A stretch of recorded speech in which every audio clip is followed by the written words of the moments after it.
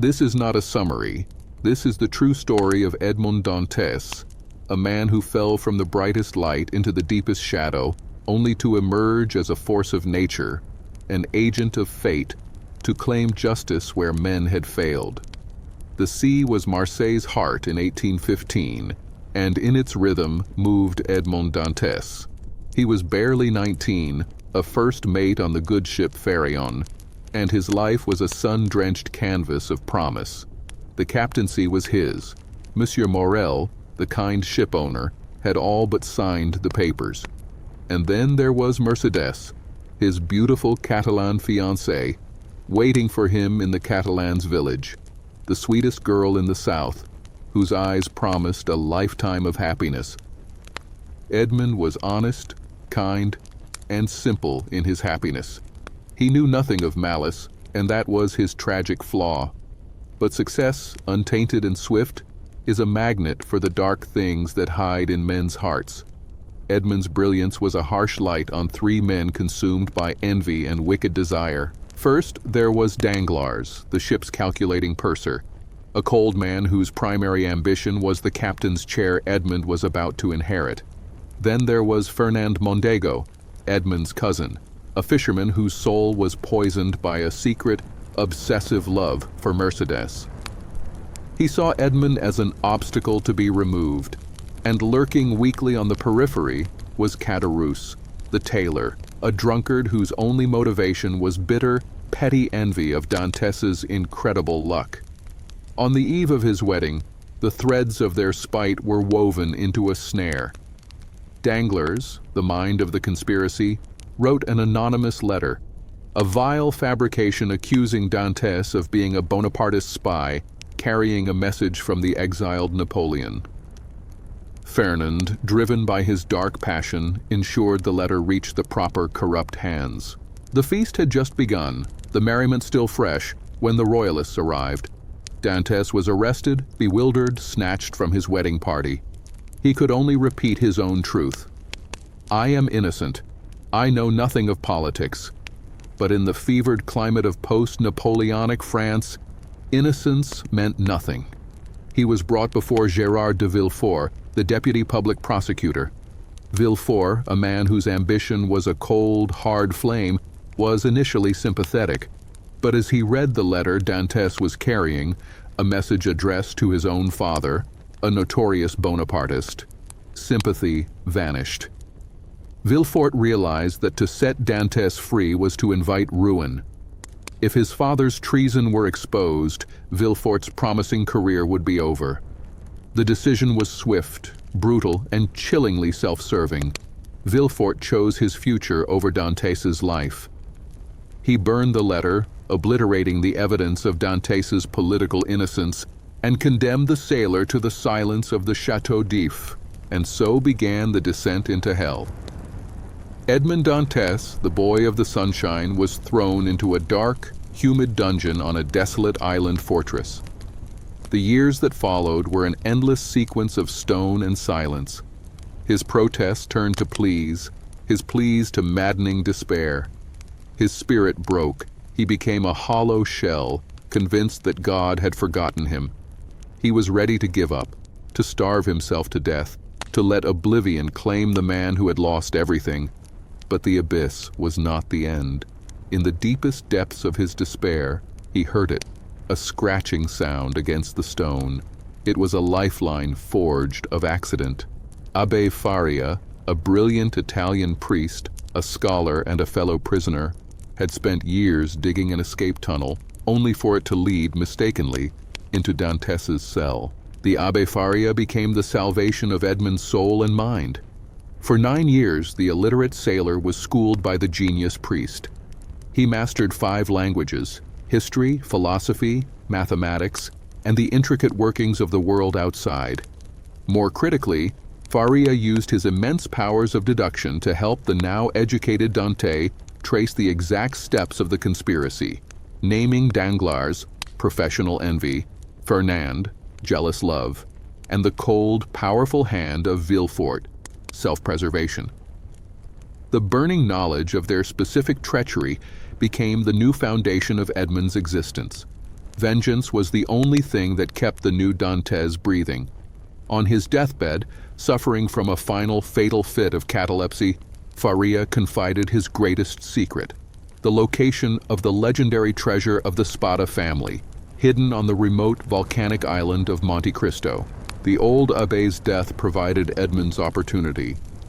In a daring, unimaginable move, he swapped places with the body, sewing himself into Faria's burial shroud. He was carried out not to an honored grave, but to be flung into the churning midnight sea. Cutting himself free from the weights and the rough sack with a dagger, Dantès emerged from the waves, a man born anew. The original Edmond Dantès died in the Mediterranean's icy embrace. He found the colossal, unimaginable treasure of Monte Cristo: gold, jewels, and wealth beyond the dreams of kings. With this fortune and the profound education he received in the abyss, the humble sailor vanished forever. In his place stood an enigmatic, powerful figure, dedicating his formidable resources and iron will to a single terrible mission: retribution. He chose his name, the Count of Monte Cristo. The years passed as the Count meticulously prepared. He traveled, gathered knowledge, perfected his multiple disguises, the Abbé Busoni, Lord Wilmore, Sinbad the Sailor, and positioned his pieces on the vast chessboard of Europe. He enacted an early act of justice and gratitude. Disguised as the Abbé Busoni, he visited the now impoverished and drunken Caderousse, extracting the full specific details of the betrayal. Caderousse, the weakest conspirator, was rewarded with a massive diamond as a test, but greed, as always, proved fatal. Caderousse's avarice led him to murder and ruin anyway, proving that a weak soul cannot escape its own nature. More importantly, the Count found his kind former employer, Monsieur Morel, on the brink of financial ruin and suicide. Disguised as the mysterious Sinbad the Sailor, the Count secretly saved the Morel shipping firm, settled all debts, and provided a fortune for Monsieur Morel's daughter, Julie.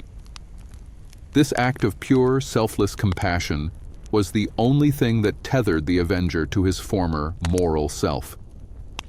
Finally, in 1838, 23 years after his imprisonment, the Count of Monte Cristo descended upon Parisian high society. He was a sensation, magnetic, impossibly wealthy, fluent in every subject, and seemingly possessed of a terrifying knowledge of the past. His three chief betrayers were now at the height of their ill-gotten success. Fernand was the powerful Count de Morcerf, husband of Mercédès. Danglars was a rapacious, influential baron and banker, and Villefort was the fiercely respected royal prosecutor. They had achieved everything he should have had. The Count did not seek simple murder. He sought to orchestrate a public, complete, and moral destruction, ensuring each man's ruin was seen as the inevitable, catastrophic consequence of his own past crimes. He was the unseen hand, the ultimate director of fate. The destruction began with Fernand, the Count de Morcerf. His crime was the betrayal of love and military honor. His punishment had to be public disgrace. The Count, befriending Fernand's noble son, Albert, had infiltrated the family. He introduced the beautiful, silent Greek princess, Haydée, into Parisian society. Haydée was the daughter of Ali Pasha, the man Fernand had betrayed years ago. The Count, using his vast political influence, engineered a formal inquiry into Fernand's wartime conduct. The charges were terrible: treason, the sale of Ali Pasha to the Turks, and the subsequent theft of his fortune and the sale of his wife and daughter into slavery. In the Chamber of Peers, the evidence mounted. Finally, Haydée, the living, weeping witness, testified, confirming every terrible detail. Fernand, the celebrated general, was stripped of his rank, his honor, and his name. The vengeance reached its peak when Mercédès, who had recognized the Count's true identity almost instantly, begged him to spare her son, Albert. Dantès, seeing the genuine pain of his former love, agreed. Albert, realizing his father's infamy, publicly renounced the name of Morcerf and apologized to the Count. Fernand, stripped of all human dignity, went home to find his wife and son had abandoned him. He confronted the Count, realizing that he was staring at the ghost of Edmond Dantès before putting a pistol to his head and committing suicide. Next came the turn of Gérard de Villefort. His crime was the ultimate corruption, misusing the law to bury an innocent man alive to protect his own ambition. His punishment had to be the loss of his mind and the total destruction of his family reputation. The Count, using his omniscient knowledge, subtly steered the destructive forces already present in Villefort's household. He discussed poisons with Villefort's wicked second wife, Eloise, who used the knowledge to murder several family members for an inheritance. The Count used his alias, the Abbé Busoni, to ensure the public disclosure of Villefort's darkest secret. The illegitimate son he buried alive 20 years prior was, in fact, the murderer currently on trial, Benedetto. The public scandal was colossal. Villefort's entire life, built on a lie and preserved by murder, collapsed. He rushed home to confront his wife, ordering her to poison herself. But when he returned, he found her dead and discovered her final terrible revenge. She had poisoned their only son, the little boy Edouard, as well.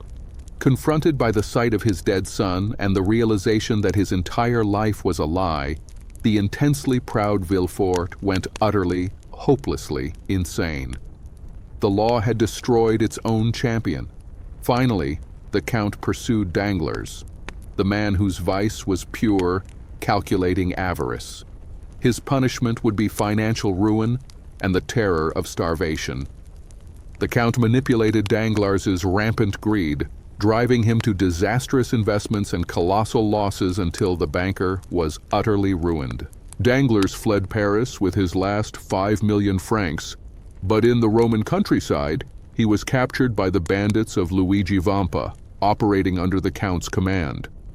Danglars was imprisoned, forced to pay exorbitant prices for water and food, until he was on the brink of death from hunger and fear, experiencing the true, terrifying meaning of poverty and the worthlessness of money without life.